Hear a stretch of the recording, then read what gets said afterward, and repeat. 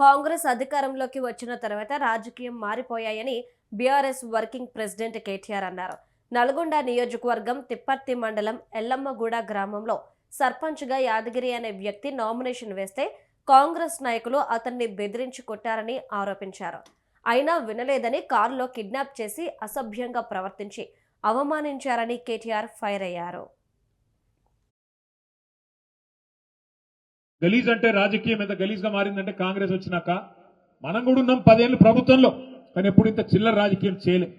నల్లగొండ నియోజకవర్గం తిప్పర్తి మండలం ఎల్లమ్మగూడెం అనే గ్రామంలో సర్పంచ్ గా నామినేషన్ ఇస్తే మన సోదరుడు ఆయన పేరేముండేనే యాదగిరి గారు నామినేషన్ ఇస్తే ఆ సోదరుని బెదిరించినారు, ముందు కొట్టినారు, కాళ్ళ మీద ఏళ్ల మీద కనబడుతున్నాయి దెబ్బలు.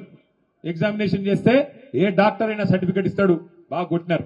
కొట్టడమే కాదు, అయినా కూడా ఆ తమ్ముడు వినకపోతే కారులో వేసుకొని కిడ్నాప్ చేసి తీసుకొని పోయి అక్కడ ఉండే మంత్రి బలుపుతో ఆయన కనుసన్నలో ఉండే ఆయన అనుచరుల అహంకారం వల్ల మూత్రం దాగిపించి ఆయనను బెదిరించి ఇన్సల్ట్ చేసి అక్కడికక్కడనే ఆయనను అవమానించే ప్రయత్నం చేసినారు.